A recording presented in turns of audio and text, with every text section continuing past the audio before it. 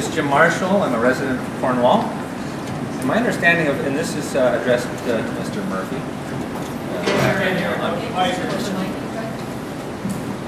To Mr. Murphy. My understanding of the bylaw that was passed on Monday is dealing with the storage of material on the site. And most of us are here right now to prevent the containers, the tanks for that. And I understand the wording of the bylaws is dealing with something after the fact, like closing the barn door after the horse is gone. I'd like to know, is the city considering ways of slowing down this process or bringing it to a halt? Has the City Council considered taking action to withhold city services, such as water, sewer, road work? I believe those discussions are continuing. We started with this bylaw, the first step. The second step to that is encouraging meetings and dialogue, and not only encouraging, basically saying we need to talk and talk now, not yesterday. And we have to do that. We made a motion to that effect. The bylaw also prohibits, if the tanks are there, they're not going to be any good. The tanks are already there. We can't change what's done at this point, but we can stop it and maybe start the reversal cycle. You just don't put something in reverse once it's moving forward. You've got to stop it first, and that's what we're attempting to do as well. Okay, and understand what I'm suggesting is that it be stopped by withholding services now. And that, again, that we would have to consult with our legal team on that to see if we are able to do that based on agreements that we have already done in that area. And if there are companies giving services already. To the best of my knowledge, we don't have open services there yet because they're not operational. So that is definitely something that we'll be looking at. Thank you. Next question. Hello, my name is Mark McDonald from Cornwall, and I had a question for Mr. Smith. There was reference made to that if we were to break the deal, or if the deal was to be broken, and I think you used the terminology break the lease. And the question is, my understanding is that you're instructed to bring back resolutions to the minister. That's correct? Again, I don't want to get caught in semantics, and the young gentleman who made his comment, parts of it were actually valid insofar as I think clear language is useful, and I don't want to get tripped up or have anybody misunderstanding. My role here is, as a courtesy to the citizens of Cornwall, as a courtesy to Mr. Lozon, to actually listen, to take careful notes, and to bring this information back to both my minister, both my government, and my officials, so that we have a clear understanding of what the concerns are, what is being asked, and that we have an opportunity to look at options. And I feel the whole suite of options continue to be available so that we can respond to the situation. So I don't want to presuppose anything, and if I've misspoken, I don't want to be misleading. That's okay. My point is this, is that there should be only one option. We should not be bringing back 4 or 5 options. No, we had one option put forward, and whether it's break the lease or bury it, and you hear stories all the time of whether it's federal or provincial or municipal governments making and wasting millions of dollars. I think if we're going to be successful, and I say this with the deepest respect to council, and we already have their full support, we have our MP, we have the entire community, but we put forward one option, and that's the message that we give this fine gentleman to bring back to his superiors in Ottawa. And I think that that's the option that we should go with, is to break the lease. Simple.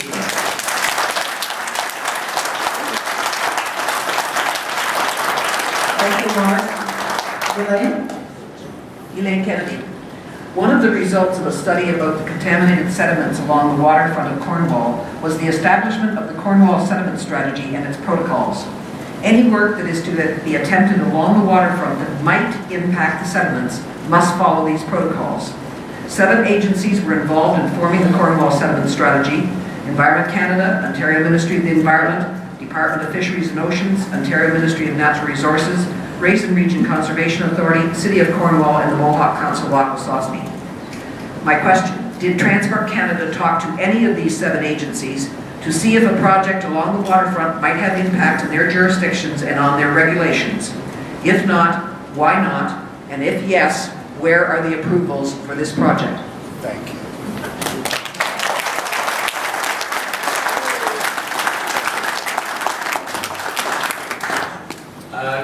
Quite frankly, those are valid questions. I'm not going to pretend I have the answers at this time. We have asked our officials to actually put together full telemetry of what transpired with respect to this transaction, what level of consultations that an official may have had, consultations that Trillium may have had, consultations with the city, like trying to find out where the communication was. I don't have an answer right now, but I appreciate those concerns. Thank you. Louis? My name is Louis Denis. I've been a lifelong member of this community for quickly approaching 55 years. You'll have to move closer to the microphone. You can't hear. Can you hear me right now? I don't know. My name is Louis Denis. I'm a proud member of this community, approaching 55 years quickly. And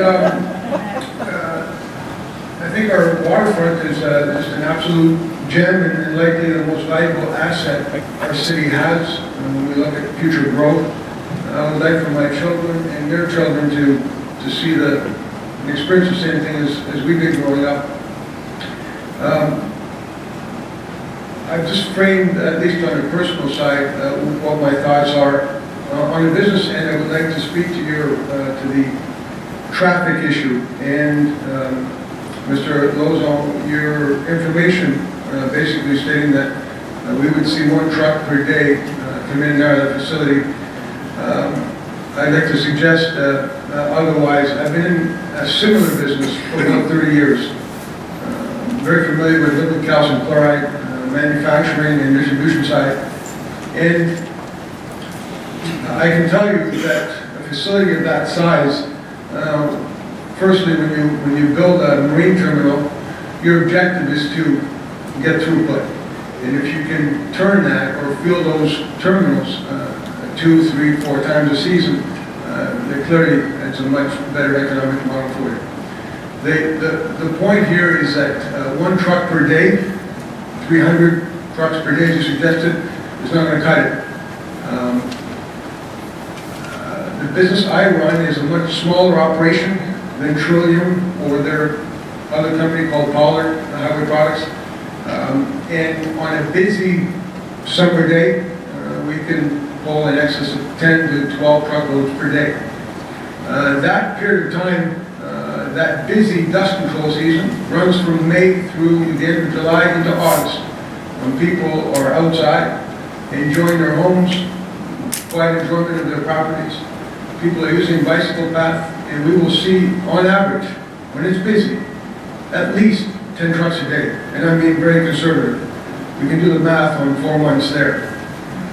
Liquid calcium chloride and other similar products are being more and more used as liquid de-icers for winter applications. That growth, the way it's going now, we'll see the winter use as strong as the summer is.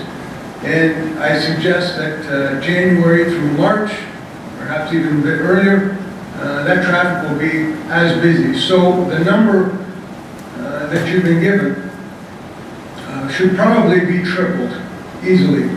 And it's important to note that the bulk of that volume, for now, will occur when we're all out trying to enjoy the waterfront, frankly.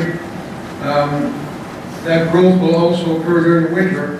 And one last comment on that, 3 minutes must be close, is that currently most of that volume that will be seen out of here will be going to Quebec. I know that for a fact. Nothing wrong with Quebec, please. And that terminal will serve to really look after roads in Quebec. In the past, that was done via rail or tank trucks. Clearly now, the economics will be better via terminal. So people who are building these terminals are bright business people, and they're not going to do that for 1 truck a day. I want to be clear on that, and I'll be happy to speak with you about this in detail afterwards. Thanks.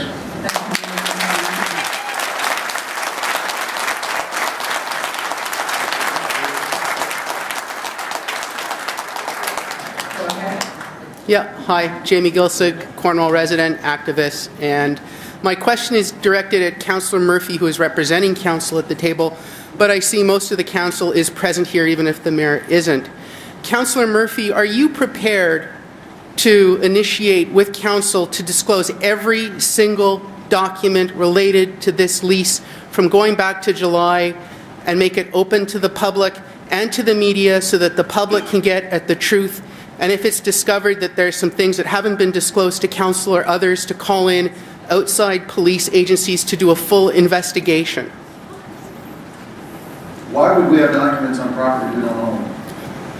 That would be my question. We don't, to the best of my knowledge, we were not made aware of this. According to Transport Canada, the tenant provided the documentation to the city back in Had July. documentation or had a meeting with economic development asking the question, what are your plans for the waterfront? And they were told. I'm going by the quote. Went away and never came back. I'm going by the quote. Are you guys willing to have full disclosure to this community that clearly doesn't want tanks on the waterfront? All for transparency, there's no doubt about that. That's all I want to ask. Thank you. Go ahead. Hello, my name is Simeon Riviere. I'm here from the University of Waterloo School of Architecture. It'd be easy for me to talk about the architectural program at the site, but truly Mr. Charlevoix has covered that. So I'd like to raise another thing. I have here in my hand a material safety data sheet from Trillium Distribution Incorporated concerning calcium chloride. Under Section L of Environmental, aquatic toxicity. Harmful to aquatic life at concentrations greater than 500 parts per million. So if you have 1 million liters of water and you add 5 liters of calcium chloride, it becomes harmful to aquatic life. So I just would like to pose the idea that this isn't housed on the waterfront of the St. Lawrence River.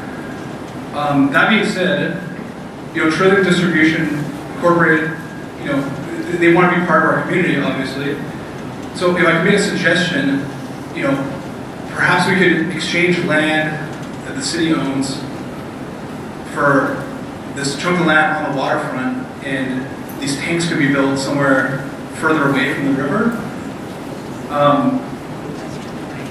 I think that might be a good solution for both parties involved. But the environmental chances of if one of these tanks cracked, if anyone's seen the tanks, we're talking, they're huge. Like, if 5 liters can pollute 1 million liters of water, we're talking about, there's a potential for a disaster here that I don't think we should play with. Thank you. Thank you.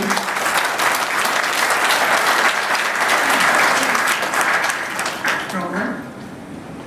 Hi, my name is Roland Besner. I'm from Cornwall. I would like to try and be part of the solution. I get the feeling that somebody's bending the rules and breaking the law, and that means the federal government. The question I have is a couple of questions. Is the city of Cornwall has many areas that are zoned commercial, residential, industrial.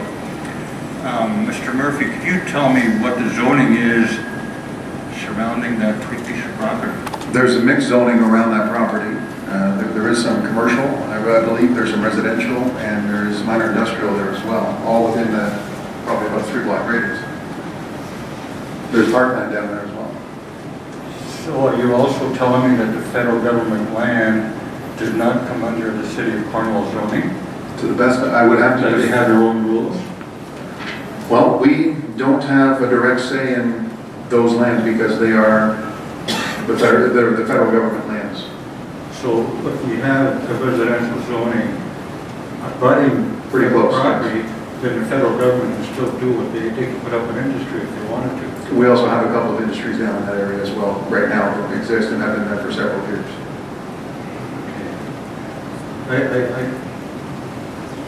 I think they're skirting the law by saying we have our own zoning and we can do what we want to do with it.